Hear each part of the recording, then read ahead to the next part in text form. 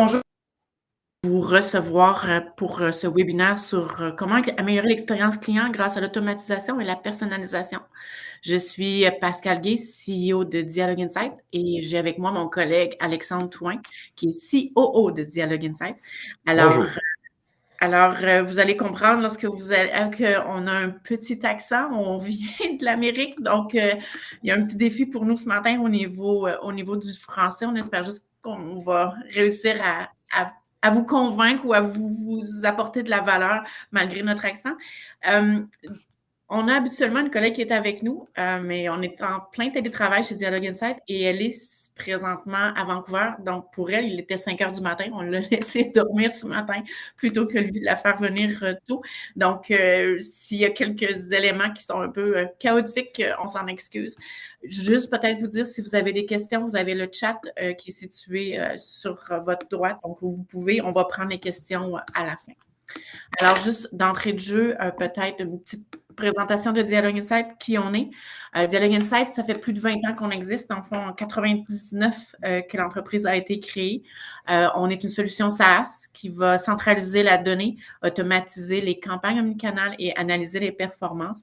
Notre application est vraiment beaucoup axée sur la base de données, sur la connaissance client. Donc, vous imaginez que si ça fait 20 ans que nous sommes en affaires, en effet, on a vu l'évolution du marketing personnalisé dans les premières années, en 99, lorsqu'on a commencé surtout par email. Bien entendu, il y avait les envois postaux qui existaient à cette période-là. On se retrouvait avec quelquefois des listes avec des noms, prénoms, mais pas beaucoup d'informations sur les clients. Donc, depuis 20 ans, depuis plus de 20 ans, en fait, on a vu vraiment la progression au niveau de la personnalisation. On a des bureaux au Canada et en France. En France, on a une équipe dédiée là-bas de 6 ou 7 personnes et on est 80 professionnels qui font le développement, la commercialisation et l'implantation de notre technologie. Le siège social est situé au Québec. On a quelques clients, en fait, on a plus de 400 marques. Oups! Ça fait avancé de deux. On a plus de 400 marques qui travaillent avec nous. Quelques marques que vous connaissez probablement, le Galec, Leclerc qui travaille avec nous depuis maintenant 2018. Au niveau du Canada, on en a plusieurs aussi. Si on regarde au niveau de la fidélité des clients, vous voyez CA Québec qui est un club automobile. En fait, ils sont avec nous depuis 20 ans, depuis septembre 2002. Donc, on a quand même des clients qui sont fidèles avec nous. Habituellement, 6,5 années, c'est à peu près la moyenne d'années. On a Metro, qui est un petit Galec, si vous voulez, là, qui est un supermarché au Canada avec lequel on travaille aussi depuis plusieurs années. Donc, je vais continuer. L'agenda, dans le fond, pourquoi personnaliser et automatiser? On va parler un petit peu davantage de personnaliser et automatiser, les éléments clés de la personnalisation. On va aborder un petit peu l'hyper-personnalisation, l'automatisation, les 6 étapes importantes pour y arriver, quelques cas clients, les bonnes pratiques et questions et réponses à la fin, tel que je vous disais. Pourquoi on personnalise? Bien entendu, on parle d'expérience client. Ça va augmenter l'appétence à la marque sur un marché ultra concurrentiel. On dit souvent, lorsque pour un produit similaire, les gens vont préférer aller les consommateurs vont préférer aller vers une entreprise qui se distingue par son service à la clientèle, même si le prix est plus dispendieux. Donc, les gens vraiment vont opter pour une expérience personnalisée. Et bien entendu, plus on va personnaliser, plus on va améliorer l'expérience client, plus on va augmenter la valeur à long terme de nos clients. Donc, c'est une des choses, ça fait longtemps qu'on en parle de la personnalisation. Nous, au Canada, avec Alexandre, ça fait quand même plusieurs années, ça fait 10 ans qu'Alexandre, on travaille ensemble. Ça fait plusieurs années qu'on parle de personnalisation et on voit vraiment un engouement et plus de clients qui vont aborder, qui vont endosser cette stratégie-là depuis les 4-5 dernières années. Au début, lorsqu'on parlait de personnalisation, posait la question dans les salles, qui fait de la personnalisation? On était dans le bonjour monsieur, bonjour madame. Maintenant, on est beaucoup plus avancé. Donc, et on n'a pas le choix parce qu'on doit se distinguer de la compétition. Les entreprises doivent trouver une façon avec surtout l'accessibilité maintenant des produits avec le web, les achats en ligne et tout ça. Donc, c'est super important. Alexandre, tu interviens quand tu veux. Tu le sais, on ouais, je Je voulais juste dire, dans le fond, qu'on parlait de l'accroissement, de la maturité des gens là, en personnalisation. Il y a vraiment un changement dans le marché actuellement, là, depuis effectivement 5, 6, 7 années, où est-ce que les gens en veulent plus, veulent aller plus loin. Puis ce qui est intéressant avec la personnalisation, c'est qu'on pourra toujours en parler parce que ce qu'on se disait il y a 10 ans, on parlait de personnalisation, on en parle encore aujourd'hui, mais ça a énormément évolué en termes de jusqu'où on peut aller. On parlait moins d'intelligence artificielle, par exemple, il y a 10 ans, mais Oui. l'avantage reste toujours le même. L'objectif reste toujours le même, la personnalisation. Exact, exact. Puis, en fait, là, il y a 48 là, je n'ai pas mis la statistique, mais il y a 48 des spécialistes de marketing qui vraiment vont appuyer cette stratégie-là. Ils vont dire même que cette stratégie-là leur ramène des résultats. On parle de 6 fois plus de conversion lorsque le email est personnalisé versus le générique. Il y a 86 même des clients qui indiquent que la personnalisation joue un rôle dans leur décision. Les gens s'attendent maintenant à avoir de la personnalisation, que ce soit dans des newsletters, que ce soit dans différents messages. Je pense que c'est quelque chose qui est important. Et je pense que tu vas en parler quand même pas mal quand même assez dans les exemples, mais dans les éléments qui sont les plus importants au niveau de la personnalisation, c'est vraiment connaître les transactions, les achats des clients. Je parle souvent d'une expérience que j'ai vécue qui était la pire expérience. Je me suis acheté un voyage et lorsque j'étais en voyage à l'hôtel, j'ai reçu un email de la même compagnie de qui j'avais acheté le voyage, qui m'offrait ce même hôtel-là la semaine suivante à 20 de rabais. Donc, c'était pas très bien ciblé. Donc, c'est vraiment, je pense, un des éléments qui est important d'être capable de comprendre, reconnaître le client et vraiment lui offrir une expérience personnalisée parce que sinon, tu fais du déceptif plus que d'améliorer. Les éléments clés de la personnalisation, pour commencer, lorsqu'on parle, on va beaucoup aborder la personnalisation du courriel parce que c'est d'où est né Dialogue Insight, mais la personnalisation est beaucoup plus large. On parle de personnalisation sur le site web, on parle de personnalisation dans tous les autres canaux, même la personnalisation en magasin. Donc, les essentiels, les clés de la personnalisation, c'est vraiment comprendre le client, exploiter les informations recueillies. Donc, être capable, oui, il faut comprendre le client, mais il faut être capable aussi d'aller prendre toutes les informations qui viennent un peu à gauche et à droite et d'être capable de les exploiter, d'offrir un contenu effectivement qui est pertinent, que ce soit un contenu informationnel ou un contenu promotionnel. Il doit être pertinent, il doit être adapté à la personne. Et vraiment, l'objectif, c'est d'ajouter de la valeur à l'expérience client. Que ce soit en lui rappelant, par exemple, un panier abandonné, que ce soit en lui proposant des produits qui vont être complémentaires avec son achat, que ce soit. Donc, vraiment, venir aider le client dans sa décision, venir lui donner de la valeur, c'est vraiment un des objectifs qui est très important. Si on parle au niveau du courriel, parce que, comme je disais, c'est là où on est né, on parlait au début, comme je disais, de la salutation, bonjour madame, bonjour monsieur. Maintenant, on parle de personnaliser, puis on va en parler encore plus tard. Personnaliser les objets, personnaliser les produits, la recommandation de produits qui va être offert, les articles, justement, je parlais d'informationnel, dire, je vais adresser les articles informationnels selon les intérêts de mes clients et bien entendu, des offres promotionnelles. C'est pas tous les clients qui vont réagir de la même façon à une offre versus un autre client, donc c'est important aussi de personnaliser. On parle de juste avant que tu avances, là, je vois qu'il y a des gens qui commencent à avoir des questions. Fantastique. Je les note. On va pouvoir les répondre à la fin. On ne vous oublie pas. Parfait. Merci, Alexandre. On parle d'hyper-personnalisation. L'hyper-personnalisation, puis je l'ai souligné dans le fond, là, on parle vraiment plus de temps réel. C'est-à-dire qu'on va agir sur la personne qui fait une action maintenant. Elle est sur le site web, je fais une action. Elle vient de faire un achat, je fais une autre action. Elle a fait un panier abandonné, je fais une action. Donc, c'est vraiment plus une hyper-personnalisation. On va vraiment dans du contenu qui est plus en temps réel, vraiment souvent plus pertinent. On parle d'intelligence artificielle, mais c'est vraiment l'idée de l'hyper-personnalisation, c'est cibler le bon client au bon moment, puis également sur le bon canal. Effectivement, je pense que c'est un des éléments qui est important, c'est d'être capable d'identifier quel canal, selon le client, va être le plus pertinent, dans quel contexte et qui va amener le plus de conversion. Donc, on va parler d'hyper-personnalisation. On est vraiment dans le 1-1, c'est-à-dire j'envoie un message pour cette personne-là. Ce n'est pas un broadcast où je dis je vais envoyer un email et dans le fond, dans mon email, il va y avoir de la personnalisation. L'hyper-personnalisation, on est vraiment plus dans le 1-1. Les clés, dans le fond, les éléments clés de l'automatisation. Bon, l'automatisation, le dit, c'est automatiser des tâches. Dans le fond, c'est déclencher, déployer des campagnes, souvent aussi basées sur des comportements ou basées sur des dates. On voyait le plus populaire qu'on avait, et je me souviens, je pense que c'est dans les premiers qu'on avait fait chez Dialogue Insight,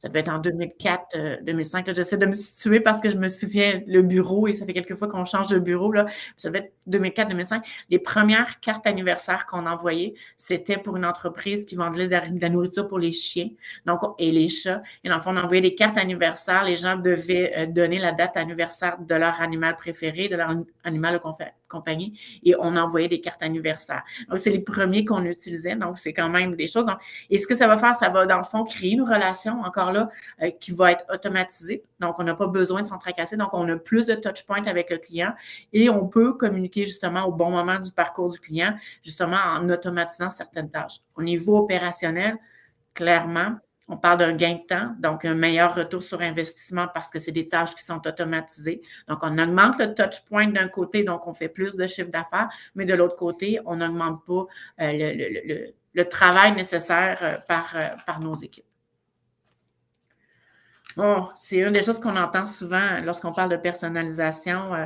C'est pas pour moi. C'est juste pour les Amazon, pour les grandes entreprises. C'est pas quelque chose qui s'adresse à ma grosseur d'entreprise parce que j'ai de la difficulté à collecter l'information, j'ai de la difficulté à l'intégrer et à l'utiliser. Écoutez, je pense que c'est un des éléments qu'il faut comprendre maintenant, c'est que la personnalisation est à portée de tout le monde. Nous, par exemple, pour un client, pour un de nos clients avec lequel on travaille depuis plusieurs années, on a travaillé avec eux pour améliorer, dans le fond, leur façon de faire et on leur a permis, dans le fond, de partir de 8 versions d'une newsletter à 200 versions avec la même équipe en exploitant les données qu'ils avaient déjà disponibles chez eux. Donc, pour d'autres clients, dans le fond, on a fait 2 fois plus de touch points avec encore la même équipe. Donc, c'est quelque chose qui est accessible maintenant, qui n'est pas juste pour les grandes entreprises et c'est pas juste non plus offert avec les grandes plateformes. Vous avez des plateformes qui sont plus abordables, donc comme notre plateforme, bien entendu, Dialogue Insight, mais vous avez des plateformes plus abordables qui vont vous donner la possibilité d'accéder à votre donnée, de pouvoir aller chercher toute l'information pour vraiment pouvoir être en mesure de personnaliser vos communications. Bien entendu, oui. Bien entendu, Alexandre va en parler, là, mais la base de la personnalisation et la limite à votre personnalisation, c'est la connaissance que vous avez. Mais souvent, on part avec une personnalisation de base et on augmente avec le temps pour pouvoir justement arriver à un niveau de maturité plus élevé. Pour utiliser un peu une image, l'image du vélo, dans le fond, c'est pas parce que on regarde le Tour de France que nécessairement c'est la seule et unique manière de faire du vélo. On commence par une petite étape, avoir les petits trous, et ensuite de ça, on progresse tranquillement jusqu'au Tour de France. Donc, dans le fond, c'est une question de petits pas, de se pratiquer, d'avoir un peu de personnalisation au départ, puis après ça, de bâtir, de toujours s'améliorer. Donc, c'est un peu ça que moi, je veux discuter avec vous aujourd'hui. Je veux vous parler des différentes étapes, là, des stratégies pour la mise en œuvre de la personnalisation et de l'automatisation. Donc, la première chose, c'est la collecte. Ce qu'on veut, c'est avoir de la donnée. Évidemment, on en a déjà tous de la donnée. Des fois, elle est dispersée. Des fois, elle est non structurée. Des fois, on a fait déjà quand même un pas pire travail pour une certaine quantité de données. Donc, on va essayer de bien comprendre, d'avoir une vue, de vraiment de voir qu'est-ce qui nous manque pour mettre les stratégies en place, pour pouvoir tranquillement, pas vite, avoir assez de données pour pouvoir les analyser. Ensuite de ça, bien évidemment, pourquoi on les analyse? Bien, c'est pour créer des profils. C'est pour créer des segments, commencer à regrouper des segments de clientèle pour pouvoir ensuite dire on va s'adresser à eux d'une certaine manière. Une fois qu'on a les segments, là, on va pouvoir mettre justement les workflows d'automatisation, on va pouvoir mettre tranquillement, pas vite, en place les stratégies, voir ce qui fonctionne bien, faire des tests, optimiser, etc. pour finalement, valider un peu la performance de ces campagnes-là, valider la performance, l'utilisation de ces campagnes-là et ensuite de ça, bâtir tranquillement dessus. Donc, c'est vraiment la technique des petits pas. Je peux donner un exemple rapide. On travaillait avec un client au Canada qui était dans le milieu du transport et qui ne faisait aucune personnalisation, aucune communication. Il y avait une newsletter mensuelle et c'était tout. Donc, eux voulaient aller en hyper-personnalisation. Ils voulaient vraiment aller à l'échelle supérieure. Donc, comment y arriver? Bien, ils ont commencé tout simplement par séparer leur base de données en deux. Dans leur cas, c'était les clients jeunes versus les clients plus âgés. Où était la barre entre vieux ou jeune, c'était leur décision. Là. Je ne mentionnerai pas la règle, c'était à l'heure. Mais au final, ils ont pris cette décision-là et là, ils se sont mis à personnaliser, à créer du contenu par rapport à ces deux segments-là. Juste ça fait un branle-bas dans l'entreprise. Ils ont dû s'adapter et quand ils sont devenus confortables avec cette séparation-là, bien, ensuite de ça, ils ont pu refaire une séparation dans les deux groupes. Donc, avec est-ce que c'est un client qui transige avec nous régulièrement ou occasionnellement? Et à partir de cette règle-là, ils se sont mis à créer des contenus. Et là, il y avait 4 segments. Et à partir du 4, la prochaine règle qu'ils vont mettre vont tomber à 8. Après ça. Et c'est là que ça, tranquillement, pas vite, on va se mettre à bâtir et à créer un certain nombre de versions intéressantes. Donc, c'est un exemple du comment on peut se rendre. Je veux juste, moi, peut-être, juste par rapport à ton premier point au niveau de la collecte, l'analyse de données, là, il y a, habituellement, les entreprises, les gens pensent qu'ils n'ont pas de données disponibles. Et lorsque nous rencontrons les clients, on se rend compte finalement que vous avez de la donnée, mais vous ne savez pas elle est où, vous ne savez pas comment l'exploiter. Dans la collecte de données, on a bien entendu les systèmes transactionnels qu'on appelle, qui sont les systèmes de base qui vont vous permettre justement de mesurer votre RFM, de mesurer, d'être capable de communiquer dans le bon parcours client, d'être capable même de venir identifier vos clients, vos clients principaux, vos clients VIP versus les autres clients. Mais il y a plein d'autres façons de collecter de la donnée aussi, surtout par rapport à vos prospects, qui peut être l'inscription à votre newsletter dans lequel vous pouvez demander à la personne de vous donner ses champs d'intérêt. Mais tous les comportements que la personne va faire sur votre newsletter, c'est un des éléments, je vais en parler plus tard, au niveau des comportements qui est le plus important, c'est d'être capable effectivement d'évaluer les comportements sur vos communications et d'être capable de dire est-ce que la personne, quels sont les produits sur lesquels ou quels sont les articles d'intérêt de cette personne-là. Donc, c'est une connaissance qui va s'appuyer sur de la collecte de données qui peut être la collecte qui va venir de vos systèmes internes. Ça peut être la collecte comportementale, mais ça peut également être, vous allez faire des concours, vous allez faire des activités, et à chaque fois que vous faites une activité, vous allez rajouter des informations que vous allez collecter au fur et à mesure de vos activités pour vraiment venir. Parce que je pense que les clients, justement, je parlais du BANT, le RFM, c'est facile, dans le fond, de les catégoriser, comme tu disais, le client qui vient souvent, pas souvent, parce que c'est une donnée qui est quand même accessible.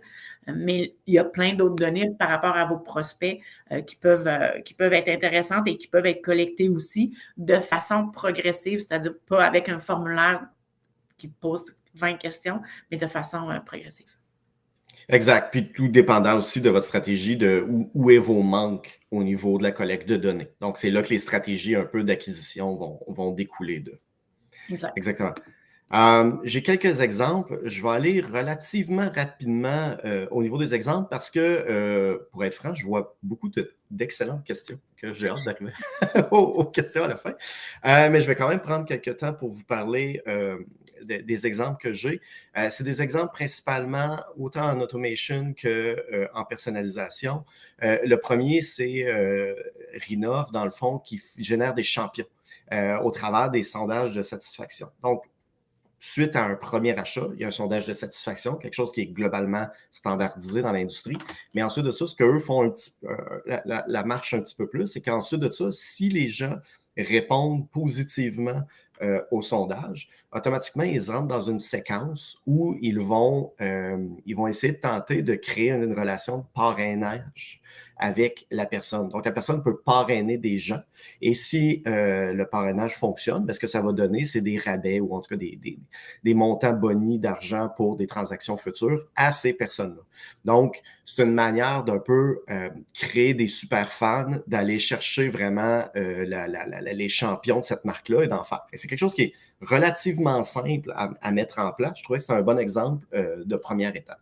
Exact. Moi, ce que j'aime de cet exemple-là, c'est que tu utilises des clients qui ont une première expérience, qui sont satisfaits de cette première expérience-là, et tu leur offres la possibilité de partager cette expérience-là avec des amis. Donc, tu as un win-win parce qu'à quelque part, tu fais de la fidélisation de ton client qui est ton nouveau client, et de l'autre côté, tu as une capacité d'aller chercher des nouveaux clients. Donc, tu as vraiment un win-win de part et d'autre. Donc, je trouve que c'est un exemple. Exact.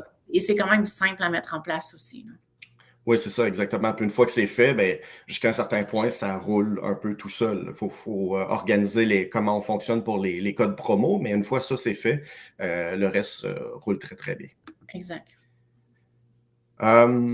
Prochain exemple, c'est pour ECF, le Chomet. Dans le fond, eux, c'est pour réduire le churn rate. Dans le fond, ce qu'ils font, c'est qu'ils ont analysé et ils sont capables ils ont déterminé, en fait, que le churn débute à peu près à 3 mois et demi. Donc, à partir de là, ce qu'ils font, c'est qu'ils se donnent un certain temps après les premiers achats. Et ensuite de ça, ils déclenchent une série de campagnes quand il n'y a pas eu un deuxième achat dans une période dite normale. Donc, on rentre dans un scénario pour essayer de diminuer le churn et ça a une performance assez intéressante de ramener les gens dans l'engagement, de ramener les gens vers le site transactionnel. Donc, c'est une bonne manière de s'assurer que la clientèle, finalement, on l'accompagne tout au long de son life cycle. Et pour le client comme tel, ben ça fait un petit rappel finalement que la marque existe, si elle a fait seulement un achat. Et en plus, ça présente un peu les forces. Donc ici, on présente le top vente. Donc, ça présente un peu les produits, les meilleurs vendeurs. Ça donne une vue sur un peu c'est quoi la force de la marque, si on a le goût de transiger avec elle. Troisième exemple, rapidement, un code promo pour la carte d'anniversaire. Tantôt, on parlait de la carte d'anniversaire des animaux de compagnie. L'anniversaire, ça peut être plusieurs choses, en fait, comme on peut voir là. L'animaux. Ça peut être aussi l'anniversaire de la transaction. Donc, dans certains cas, sur des transactions qui peuvent être plus longues, ça peut être une manière de parler avec ces gens-là de manière annualisée pour se rappeler qu'on existe et que c'est possible de le faire. Évidemment, l'anniversaire de la personne aussi, si vous avez accès à cette information-là, est quelque chose d'intéressant aussi. Ce qui est beaucoup positif là-dedans, c'est que c'est une campagne qui est extrêmement connue. Les gens s'y attendent. Les gens, le jour de leur anniversaire, souvent vont aller voir leur boîte courriel pour voir c'est quoi leur rabais de la journée, de la semaine. C'est une manière un peu de mettre en place une relation un peu personnalisée, parce qu'on parle vraiment à la personne, à l'unicité de la personne à ce moment-là. Et ça se fait jusqu'à un certain point tout seul, parce que c'est une campagne assez simple aussi, automatisée. Exact. C'est vraiment une façon pour fidéliser les clients qui sont là. Puis tu le disais, je parlais, il y a plusieurs années, on parlait avec un client, puis on lui avait parlé de cette stratégie-là. Puis la personne avait dit, ben, écoute, ça marche pas parce que moi, de toute façon, ça m'intéresse pas, puis tout ça.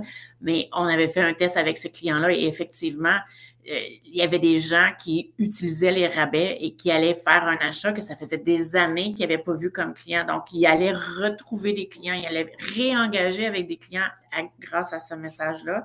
Et ce qui est intéressant avec les codes promo uniques, c'est que tu es capable de faire un suivi aussi. Donc, tu es capable de voir est-ce que la personne l'a utilisé ou non. Et si la personne l'a utilisé, tu es capable de voir que c'est une personne peut-être qui est plus sensible au rabais. Donc, lorsque tu vas faire tes promotions après ça, quelqu'un qui utilise un code promo unique, qui est sensible, dans tes promotions, dans ton newsletter, tu vas pouvoir aller peut-être positionner davantage de rabais parce que tu sais que cette personne-là va réagir davantage, parce que c'est pas tout le monde qui réagit au rabais, mais il y a quand même beaucoup de monde qui réagit.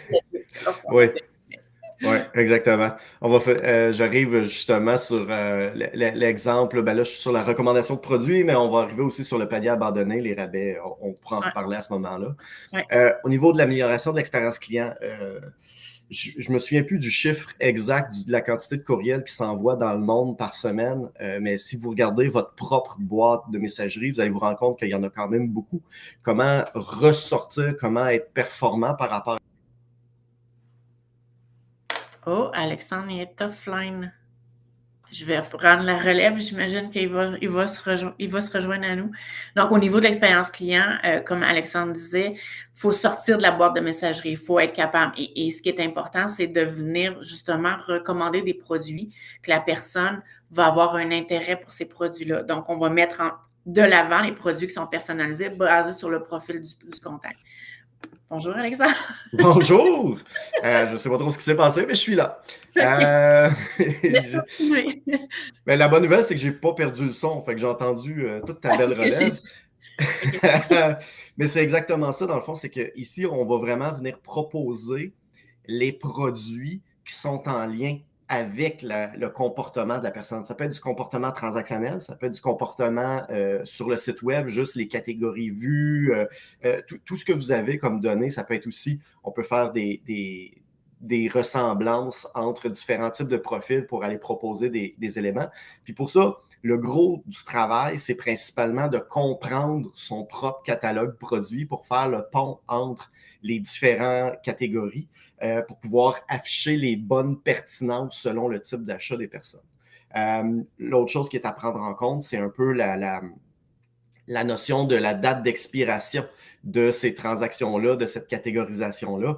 Donc, si par exemple, je ne sais pas, vous êtes dans le milieu de la rénovation et une personne magasine pour de la peinture, c'est correct d'élever les catégories de produits par rapport à ça, mais 6 mois après, normalement, il a probablement fait sa rénovation, il est passé à autre chose. Donc, à partir de là, c'est plus les bons produits à les proposer. Donc, une notion de combien de temps cette catégorisation-là survit à la personne. Puis une fois que ces règles-là sont déterminées, bien là, on peut créer ce genre d'éléments-là où on va aller mettre les bons produits, les bons contenus. Puis on parle beaucoup de transactions, mais ça peut être les bons contenus de manière générale par rapport à l'expérience. Je vais aller vite réduire l'attrition. Ah, ben ça, je vais le faire rapidement parce que ça vaut la peine. La meilleure infolettre, je pense que moi, j'ai jamais vue, celle de Dialogue Insight. Je vous suggère fortement de vous y inscrire. Dans le fond, nous, on offre la préférence de réception dans cette infolette-là. C'est basé, dans le fond, c'est le contenu de notre site web qui est envoyé de manière régulière et on donne le choix à la personne de s'abonner à la fréquence qu'il désire. Donc ça, il y a une notion de choix dans l'expérience client, c'est super important. Puis pour nous, c'est extrêmement simple, dans le sens que oui, on peut l'envoyer au moment de la publication, on peut l'envoyer de manière hebdomadaire, de manière mensuelle aussi, sans problème à la personne, où est-ce qu'on va juste venir rassembler l'information. Mais comme on est sur l'automatisation, puis on se base sur un simple fil RSS, bien, tout ça se fait naturellement sans qu'on mette de l'énergie nécessairement en marketing sur ce concept-là, mais ça donne un pouvoir de choix à l'utilisateur. Donc, lui peut déterminer la fréquence qui lui correspond le mieux. Donc, c'est quelque chose qui peut être intéressant. Je pense que c'est un exemple, c'est notre exemple à nous, là, mais on a beaucoup de nos clients qui nous parlent effectivement de la pression commerciale, qui veulent mettre ça en place, qui veulent vraiment, parce qu'on veut adapter notre discours, on veut adapter la quantité de touchpoints qu'on va faire selon chacun de nos clients, selon où ils sont dans leur relation avec nous. Et on a fait des analyses avec certains clients qui voulaient justement regarder au niveau de la pression commerciale, se mettre des règles d'affaires pour dire, par exemple, j'envoie maximum 3 messages par semaine à mes clients. Et ce qu'on se rendait compte, ce que nous nous sommes rendus compte, c'est qu'il y a certains clients qui veulent recevoir des communications, qui même avec 5 ou 6 communications par semaine, ces clients-là sont engagés avec la marque. C'est des ambassadeurs de la marque. Ils vont réagir, ils vont être engagés avec la marque. Alors qu'effectivement, lorsqu'on a, par exemple, des nouveaux abonnés, des personnes avec lesquelles on commence à créer une relation, mais peut-être effectivement 5 ou 6 messages par semaine, c'est trop. Donc, la pression commerciale, nous, on la voit beaucoup lorsqu'on regarde au niveau de l'expérience client, l'automatisation, beaucoup par rapport au parcours du client puis sa relation avec la marque. Donc, au début, peut-être qu'on diminue puis on n'envoie pas trop de messages parce que c'est des nouveaux clients et avec le temps, dans le fond. Mais comme Alexandre disait, le client peut également choisir de dire, bien, écoutez, je veux définir moi. Je sais qu'on a des sondages souvent lorsqu'il y a des sondages de désabonnement, souvent, vous allez voir ça, je me désabonne d'une infolette ou d'une newsletter et je vais avoir un sondage qui me demande quelle est la raison. Il y a 2 raisons principales pourquoi les gens se désabonnent. 1, l'information est non pertinente, donc ça ne m'intéresse pas ce qu'est le contenu du message. Et 2, la fréquence est plus élevée. C'est les 2 raisons pour lesquelles il y a du churn, puis on perd des clients. Donc, c'est important de s'adresser au client et de lui donner l'opportunité de dire, parce que oui, vous pouvez mettre vos règles à vous, mais vous pouvez offrir à vos clients de définir leurs propres règles et la quantité de messages qu'ils veulent recevoir à chaque semaine. Oui. Quand on commence à introduire la notion de relationnel, donc laisser les gens à qui on parle avoir un impact sur la relation, que ce soit sur le choix de fréquence, sur le choix du contenu. C'est là que les gens trouvent une pertinence de plus en plus grande et vont garder et vont consommer finalement les communications. Ouais. Prochain exemple, ben, le panier abandonné, rapidement, dans le fond, je pense que tout le monde globalement le connaît, c'est un des scénarios les plus utilisés dans le monde là, au niveau du panier abandonné, au niveau transactionnel. Le seul élément qui est important, on parlait tantôt des gens qui courent les rabais, qui courent les soldes. Dans le fond, l'important, c'est de le savoir et de le comprendre. Certains vont complètement l'accepter parce que ce qui est important, c'est d'avoir un maximum de transactions, peu importe le rabais associé, alors que d'autres vont plus limiter la quantité de fois qu'il va y avoir un rabais dans le type de panier pour s'assurer que ce ne soit pas juste tout le temps à rabais. Ça dépend vraiment de votre marque, de vos produits, de votre stratégie par rapport à ça. Exact. Rapidement, marketing local. Ça, je l'aime beaucoup. C'est une marque au Québec, là, Desjardins. C'est une banque. Je simplifie, là, une banque. Mais en gros, eux, ce qu'ils font, c'est vu qu'ils ont des succursales un peu partout au Québec, ils personnalisent selon l'endroit. Donc, par exemple, ici, je ne reçois pas une infolette de Desjardins. Je reçois une infolette de Desjardins de ma caisse locale, celle de Pointe-aux-Trembles. Officiellement, c'est au départ que le logo qui change, donc c'est une personnalisation qui est assez simple, mais ça permet d'aller un petit peu plus loin et dans leur cas, il y a même un 10% du contenu qui provient de la caisse locale, vraiment créé par la caisse locale, alors que le reste est géré par le national. Donc, ça fait vraiment un marketing un peu plus local, un peu plus précis. On peut parler d'un événement très, très rattaché à notre caisse qui est au coin de la rue. Donc, c'est une manière un peu de créer cette unicité-là, cette relation-là à ce niveau. Exact, parce qu'effectivement, les gens font affaire avec les clients font affaire avec des humains, ils ne font pas affaire avec une marque. Puis ça, je pense que c'est un bel exemple où tu te rapproches de tes clients parce que tu parlais des événements, mais tu peux présenter des nouveaux employés, tu peux présenter des anniversaires, donc tu peux vraiment venir créer. Puis c'est quelque chose qui est quand même assez facile, là, parce que tout ce que tu as besoin finalement, c'est d'être capable de faire le lien entre ton client et ta base de données de succursale et d'être capable d'offrir du contenu qui est pertinent là, selon les succursales. Exact. Mon dernier exemple, j'ai pris un exemple SMS. Jusqu'ici, on a parlé beaucoup de courriels, de emails. C'est normal parce que c'est plus visuel, c'est plus facile à démontrer qu'un SMS, par exemple. Par contre, tout ce qu'on a dit peut s'appliquer vraiment au niveau multicanal, que ce soit en SMS, en web push, peu importe. Est-ce que ça fait possible? Ouais, site web aussi, effectivement. Là, en fait, tous vos points de contact peuvent servir à faire de la personnalisation. Ici, ce qu'on a, c'est vraiment une notion de livraison, de livraison de meubles. Donc, ce qu'on s'assure, c'est que lorsque la livraison est prête, c'est-à-dire que le meuble est bien arrivé à l'entrepôt et qu'on est prêt à le livrer, bien que la partie administrative de la transaction soit complètement complétée. Donc, c'est une manière un peu de diminuer la gestion administrative avec certaines règles d'automatisation. On disait que l'automatisation, le ROI, c'est un peu la baisse au niveau du temps qu'on met. Bien, c'est un des exemples par rapport à ça. Puis c'est avec tout simplement de la donnée, on est capable de le construire. Donc, dans les premières règles, c'est juste de réfléchir à quels sont nos points que l'on doit améliorer, que l'on doit automatiser pour justement diminuer le temps humain qu'on met là-dessus pour pouvoir progresser et avoir des meilleures stratégies, avoir plus de temps pour des meilleures stratégies. Exact. Je veux juste faire un peu aller sur la vague de ce que tu viens de dire parce que tu disais dans le fond que la personnalisation s'applique sur tous les canaux. Ce qu'on voit aussi de plus en plus, c'est d'avoir des outils, puis on le fait avec quelques-uns de nos clients, là, c'est d'avoir des outils dans le fond où on va définir quelle est la promotion, quelle est l'offre que je vais offrir à mon client.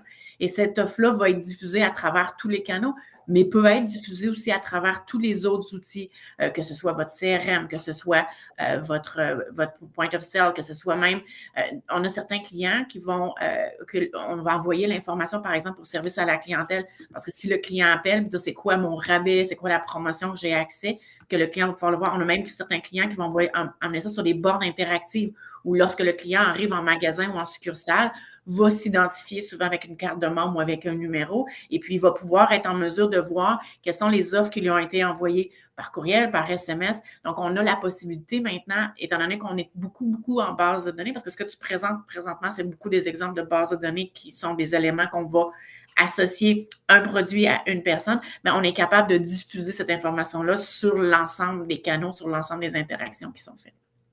C'est ça, exactement. Puis c'est un peu ça que je voulais en fait, c'est une bonne transition. La notion au niveau de la stratégie de personnalisation, là, on a été beaucoup en mode transactionnel jusqu'ici.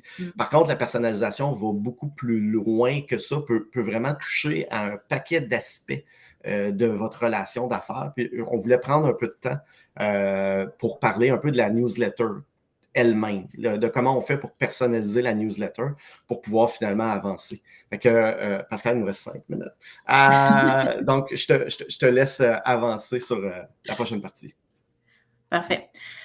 Au niveau d'un newsletter, on s'entend, la newsletter, c'est un élément qui est important dans une stratégie marketing.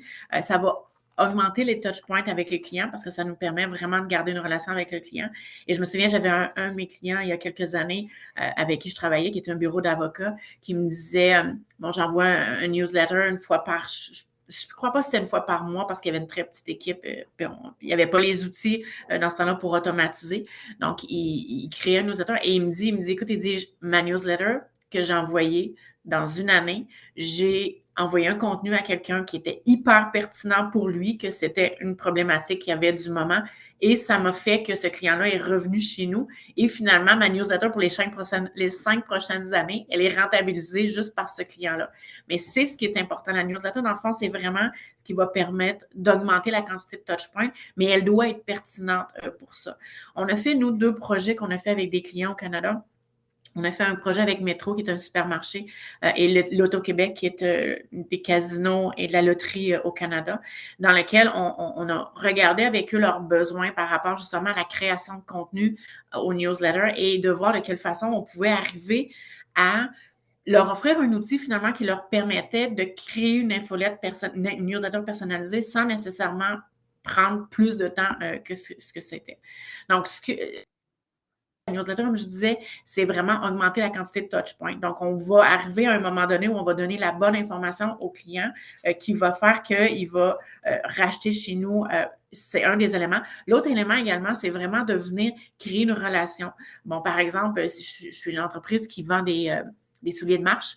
Et ce que je pourrais faire, c'est faire dans mon newsletter, présenter des places dans le monde qui sont des belles places à visiter à pied, dans lesquelles tu peux justement utiliser tes souliers. Donc, la newsletter n'est pas nécessairement axée seulement sur le produit, mais peut être axée sur du contenu qui est pertinent. Et bien entendu, comme je disais, dans le cas du bureau d'avocat, c'est d'être présent au moment opportun. Et c'est vraiment de créer une relation avec du contenu à valeur ajoutée, toujours dans l'objectif de bonifier l'expérience client, de diminuer l'attrition, parce que si votre contenu est pertinent, les gens vont moins, bien entendu, se désabonner. Ce qu'on a fait, dans le fond, avec nos clients, c'est qu'on leur a permis de développer leur matrice de personnalisation directement dans l'interface.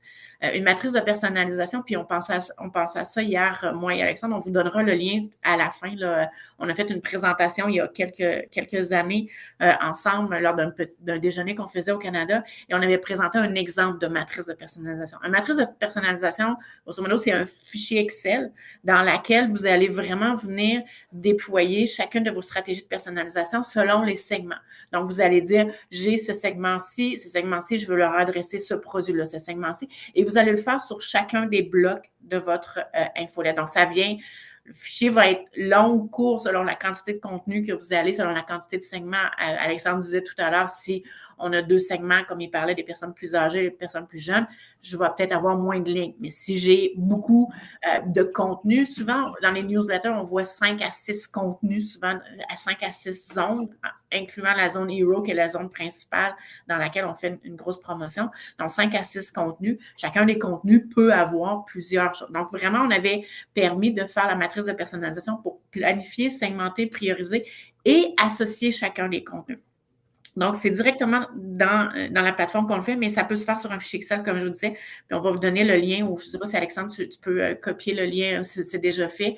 En fond, vous pouvez nous donner vos coordonnées, on pourra vous envoyer. Laissez-nous parce qu'on y a pensé hier soir en finalisant la présentation. Donc, on veut la réviser pour voir s'il y avait des choses qui ont changé depuis, mais on pourra vous envoyer un exemple. Et dans le fond, ce que ça permet, c'est vraiment de planifier. Donc, vous êtes capable avec cette matrice-là de dire, voici les contenus qui vont être à générer, ou bien souvent, vous allez avoir des contenus qui vont vous être donnés par votre équipe de commercialisation qui dit voici les contenus. Donc, vous allez vraiment être capable de planifier, segmenter, prioriser si une personne une personne s'applique, par exemple, j'offre un produit pour les gens de la région de Marseille et un produit pour les femmes. Mais peut-être que ce que je vais vouloir dire, c'est mon produit de la région de Marseille a priorité sur le produit pour les femmes. Donc, ça veut dire que même si je suis une femme, si je suis de Marseille, je vais recevoir ce produit-là et le produit pour les femmes va être à tous ceux qui ne sont pas de Marseille.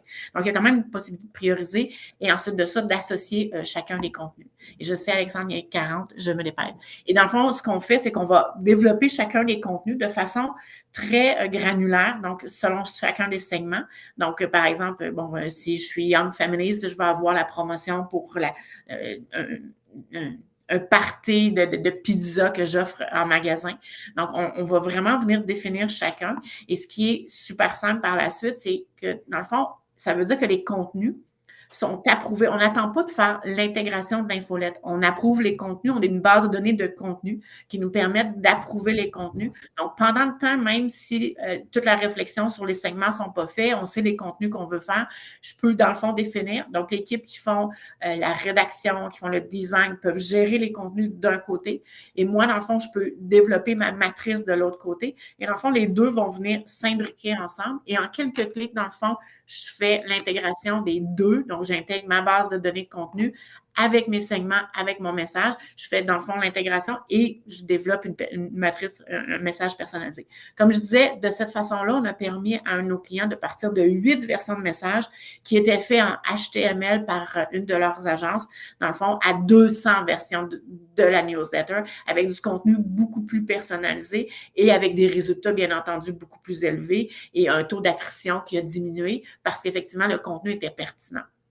Et ce qui est le fun aussi avec ça, c'est que le bonus avec cette façon de faire-là, c'est qu'on peut même aller jusqu'à personnaliser l'objet. Vous savez, l'objet d'un message, c'est ce qui va donner le plus de rendement, c'est ce qui va vraiment encourager la personne à ouvrir son newsletter. Si on dit, voici votre newsletter, c'est pas tant, ça dit pas tant d'intérêt. Par contre, si on est capable de dire, tu es une jeune famille, donc dans mon infolette, dans ma newsletter, mon objet va être découvrir la pizza en famille, mais je vais avoir plus d'intérêt finalement à ouvrir mon message et donc, je vais avoir probablement je vais avoir plus de résultats, plus d'ouverture, plus de clics, plus de résultats.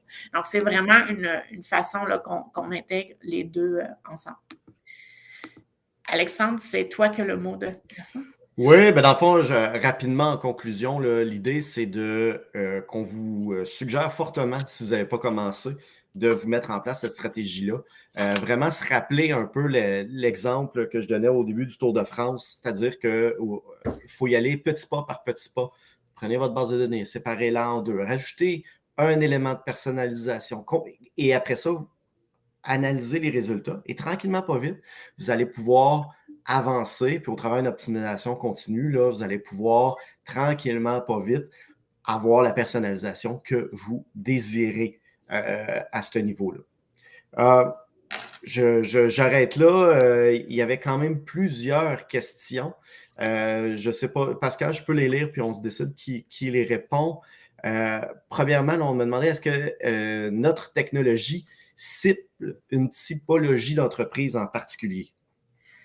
Notre technologie, non, on a des très, très gros clients, on a des très, très petits clients. On est dans le domaine, on a beaucoup parlé du retail, mais on est dans le domaine associatif, on est dans le domaine du retail, on a des banques, comme on disait, on couvre pas mal large. Comme je disais, dans le fond, nous, ce qu'on a fait, puis je parlais justement de DCA Québec avec qui on est depuis 20 ans, c'est qu'on prend souvent les clients à leur début et on progresse avec eux. Donc, notre technologie, elle est progressive. Donc, les forfaits de base vous permettent de faire de la personnalisation, mais plus vous avancez, plus, dans le fond, vous pouvez aller atteindre un forfait supérieur. Exactement. L'idée, dans le fond, c'est qu'on ne s'adresse pas... En fait, la typologie, c'est des gens qui veulent se lancer en personnalisation, qui veulent augmenter aussi leur niveau de personnalisation. Peu importe ce qu'ils font, on est là pour les accompagner. Exact. Est-ce qu'on va avoir le support de présentation? Je suggère fortement de remplir le petit formulaire que je vous ai mis dans le chat. Comme ça va être, on va pouvoir avoir vos informations pour vous donner la présentation. Avec autant de versions et de personnalisation, cela ne risque-t-il pas d'alourdir les process de mise en œuvre, voire d'ouvrir la porte à plus d'erreurs des opérations? Ça, c'est une bonne question. C'est une bonne question. Mais c'est comme je disais, dans le fond, au niveau... il faut accepter les erreurs parce que clairement, il va en avoir des erreurs, mais l'erreur est humaine. Mais je dirais que ce que nous, on voit, c'est que, par exemple, peut-être un segment va être mal ciblé. On va s'être trompé de contenu par rapport à un segment une fois, mais on ne se trompera pas. Mais ce que nous, on veut développer, puis c'est pour ça qu'on travaille avec nos clients, pour vraiment les écouter puis développer avec eux, c'est des outils justement qui permettent à nos clients d'arriver à un niveau de personnalisation sans justement avoir les soucis opérationnels. Je me souviens, j'avais été rencontrée, on avait parlé avec, bon, pour ne pas les nommer, l'équipe du GALEC de Leclerc, et on était assis lors d'une rencontre annuelle avec leur équipe, et on avait eu comme commentaire, bon, écoutez, on a essayé de faire de la personnalisation, mais je pense que les personnes qui étaient en charge de ça, ben, on va peut-être regarder, ils ont sauté en bas parce que c'était trop compliqué, c'est ce que nous, on veut faire. On veut démocratiser ça et vous donner, dans le fond, des outils pour que ce soit plus simple. Et c'est pour ça que souvent, ce qu'on fait, c'est qu'on va dissocier un peu le contenu, où il y a une équipe opérationnelle, il y a une équipe qui va s'occuper du contenu, il y a une équipe qui va être dans le BI, dans les règles d'affaires, et ensuite de ça, à la fin complètement, on va intégrer ça et des outils de test. J'en ai pas parlé beaucoup parce qu'on n'avait pas beaucoup de temps, mais c'est sûr que les outils de test sont importants. Donc, comme on dissocie le contenu avec les règles, bien, le contenu peut être approuvé. Bon, les fautes de français, les images peuvent être approuvées d'une part, et par la suite, l'intégration du message, c'est des outils vraiment qui vont permettre de le faire. Mais oui, ça se peut qu'il y ait des erreurs opérationnelles, mais je veux dire, il ne faut pas se limiter, parce que si on se limite, il faut faire des essais, comme disait Alexandre. On recule. Si on a fait une erreur, on regarde ce qui ne fonctionne pas et on y va à petits pas, comme disait Alexandre. Puis je rajoute, il y a une notion de travailler différemment. Évidemment, quand on a deux versions, ce qu'on va faire, c'est qu'on va regarder les deux versions, les commenter, les tester individuellement. Quand on est rendu à 200 versions, on trouve une autre manière de fonctionner que de tester individuellement 200 versions. Il y a vraiment des outils qui vont permettre d'aider à ce niveau-là pour diminuer le taux d'erreur. Comment vous évaluez la limite entre ajouter de la valeur et de l'expérience client versus ne pas être trop intrusif? Ça, on l'a touché un tout petit peu. C'est vraiment la notion de donner le contrôle à l'utilisateur, de lui donner le choix. Parce que comme on disait, quelqu'un qui est vraiment, vraiment impliqué va peut-être vouloir en avoir plus que quelqu'un qui démarre avec votre marque. Donc, c'est justement là qu'on va aller autant sur la fréquence que sur le type de contenu, qu'on va aller déterminer un peu le niveau, jusqu'où on peut aller. Puis avec des tests, avec l'utilisation, avec de l'optimisation, il faut trouver le juste milieu par rapport à ça, parce qu'effectivement, il ne faut pas trop l'être. Cependant, il ne faut pas oublier que les gens comprennent en 2023 qu'il y a de la donnée, qu'elle existe et qu'elle doit être utile. Donc, si les gens donnent de la donnée, c'est parce qu'ils s'attendent à ce qu'il y ait une utilisation. Si elle n'est pas utilisée, il va avoir au contraire un bris de la relation. Exemple rapide que je donne toujours, c'est on avait un client qui au départ avait un formulaire d'inscription extrêmement complexe là, avec beaucoup d'informations. Puis une des choses qu'il nous demandait, c'était notre âge. Puis après ça, je recevais moi en fait, âge, sexe, des trucs comme ça. Puis moi, je recevais la newsletter, puis ça me poussait des marchettes, ça me poussait des jupes. C'est comme, ben là, vous m'avez fait remplir tout ça et vous ne l'utilisez pas pour m'envoyer les bons contenus. Ben là, je me désinscris. Donc, il y a ce niveau-là entre les deux. Ce qu'on dit souvent aussi au niveau d'être intrusif, c'est, par exemple, quelqu'un qui est sur votre site web, vous dites, je vais déclencher une communication directement parce que la personne est sur mon site web. Les gens savent qu'ils sont épiés, mais c'est un peu de la même façon que lorsque vous entrez en magasin. À quelque part, est-ce que vous aimez quelqu'un qui vous excusez l'expression, mais saute, qui va vous voir, puis vraiment qui est trop intrusif. Donc, c'est la même règle qu'il faut appliquer lorsqu'on est sur le web. C'est, oui, on peut laisser le temps à la personne de naviguer sur le site. Après ça, on lui demande si on peut l'aider, mais c'est toujours dans le mode aidant, win-win. On dit toujours l'expérience client, c'est tu m'aides, je t'aide. Donc, c'est vraiment dans ce mode-là qu'il faut évoluer. Exact. On va prendre une dernière, Alexandre, si on t'en avait. Oui. Rapidement, là, dans le fond, il y a quelqu'un qui, on l'a rapidement dit, là, qui n'est pas nécessairement dans le milieu du produit, qui est plus dans le milieu événementiel, puis se demandait si la personnalisation, c'est possible. La réponse est définitivement oui. Oui, absolument. C'est que dans le fond, tout va dépendre de l'approche par rapport à ça. On parlait de la newsletter à la fin, mais l'idée, c'est le contenu pertinent. Tantôt, on parlait du service d'avocat. C'est pas quelque chose qui est transactionnel habituel, mais ça permet d'amener le bon contenu au bon moment. Donc, si vous faites de la production de contenu, vous vous adressez à des gens, est-ce que ce contenu-là peut être pertinent à certains moments? Dans ce cas, il y a de la personnalisation à faire, définitivement. Exact. Tout dépendant de l'événementiel dans lequel vous êtes, mais c'est un des domaines dans lesquels on travaille avec plusieurs entreprises dans le domaine de l'événementiel. J'aurais dû dire, c'est une de nos forces finalement, là, mais c'est surtout des salles de spectacle avec lesquelles on travaille et avec Ticketmaster, entre autres, là, avec lesquelles on est connecté. Et effectivement, ils en font de la personnalisation. Ils font de la personnalisation beaucoup automatisée. Par exemple, je vais t'envoyer un message avant ton spectacle. Je vais te dire où tu peux trouver une place pour garer ta voiture. Donc, vraiment, des éléments d'aide, de relationnel qui vont être mis en place. Exactement. Good. Ben, écoute, Alexandre, on a dépassé de 6 minutes, mais je pense qu'on a couvert. Donc, pour ceux qui veulent, Alexandre a mis le lien vers le document. Comme je dis, nous donner peut-être une journée là, pour qu'on révise et qu'on s'assure que tout est là. Sinon, aussi, allez sur notre site web. Vous pouvez dialogueinsight.com.